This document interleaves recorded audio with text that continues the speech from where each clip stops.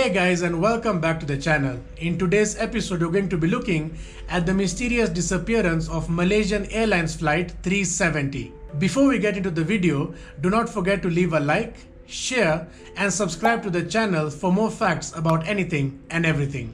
42 minutes after midnight on the 8th of March 2014, Malaysia Airlines flight 370, a Boeing 777 jet designated MH370, climbed into the moonlit night and turned northeast towards the South China Sea.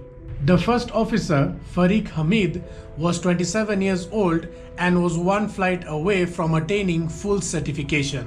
The pilot in command, Zahir Ahmad Shah, was 53 years old and was one of the most senior and well-respected pilots for Malaysia Airlines. They led a crew of 10 flight attendants and ferried 227 passengers. The first 40 minutes of the flight were unremarkable.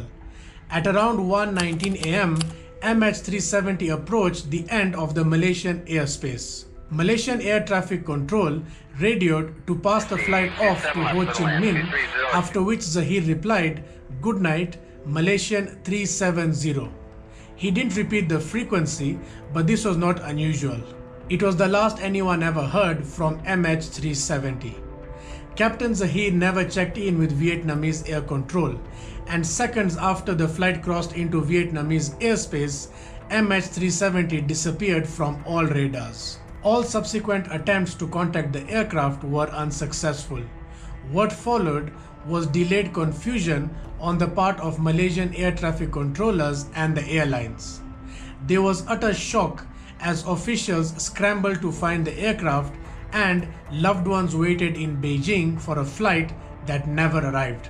Aviation experts, engineers, journalists and data scientists tried for years to piece together a confounding puzzle of evidence into an explanation for the disappearance of MH370.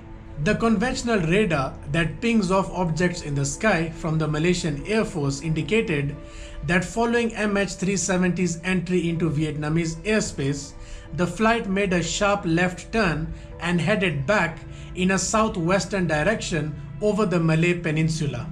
It banked around the island of Penang, flew northwest up the Strait of Malacca and headed out over the Andaman Sea, where it dropped off the radar. The strange thing is that MH370 did continue to link up periodically over the course of 6 hours with a geostationary Indian Ocean satellite operated by the London-based company Inmarsat. Data from these 7 electronic blips indicated, according to Inmarsat, that MH370 turned southward once it reached the Andaman Sea, flew straight for hours until it ran out of fuel, and plunged into the southern Indian Ocean somewhere between southwestern Australia and Antarctica. Beginning on April 6th, an Australian ship detected several acoustic pings, possibly from the Boeing 777's flight recorder or black box, about 2,000 kilometers northwest of Perth, Western Australia. However, the pings had been spread over a wide area and the submarine found no debris. The tests found that a faulty cable in the acoustic equipment could have produced the pings. The first piece of debris was not found until the 29th of July 2015, when the right wing flaperon was discovered on a beach on the French island of Reunion. This is about 3,700 kilometers west of the Indian Ocean area that was being searched by Australian authorities. Over the next year and a half, 26 more pieces of debris were found on the shores of Tanzania, Mozambique, South Africa, Madagascar and Mauritius. 3 of the 27 pieces were positively identified as coming from Flight 370 and 17 were thought to have most likely come from the plane. 2 pieces came from the cabin interior, which suggested that the plane had broken up. But whether the plane had broken up in the air or upon impact could not be determined. Study of the Reunion wing flaperon and a piece of the right wing flap found in Tanzania showed that the plane had not undergone a controlled descent. That is, the plane had not been guided to a water landing. The governments of Malaysia, Australia and China called off the search for Flight 370 in January 2017. An American company, Ocean Infinity, received permission from the Malaysian government to continue search of the plane until May 2017. However, when no substantial evidence was discovered, the Malaysian Transport Ministry decided to also call off that search. In July 2018, the Malaysian government issued its final report on the disappearance of MH370. Mechanical malfunction was deemed highly unlikely, and the change of flight path may have been as a result of manual inputs. However, investigators still could not explain how MH370 had disappeared off the radar.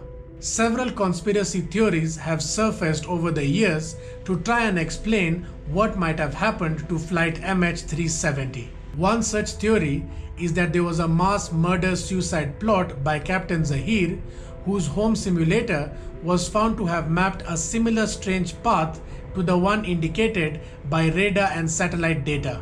Another theory put forward by American aviation journalist Jeff Weiss is that Russian operatives stole flight MH370 through the plane's electronic bay, which is accessible through a hatch in the first-class cabin, to act as a distraction from the Crimean War. This theory would ignore the satellite data, which Weiss claimed had been tampered with as a decoy. French journalist Florence de Changy speculated that the plane was shot down over the South China Sea by the US military to prevent mysterious cargo from reaching China.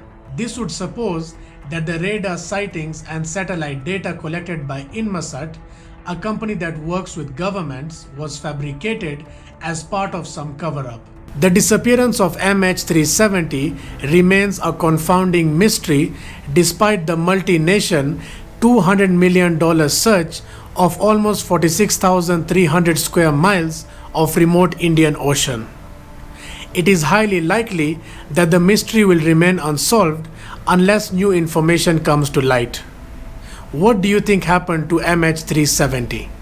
Let me know in the comment section down below, and as always, do not forget to leave a like, share, and subscribe to the channel for more facts about anything and everything.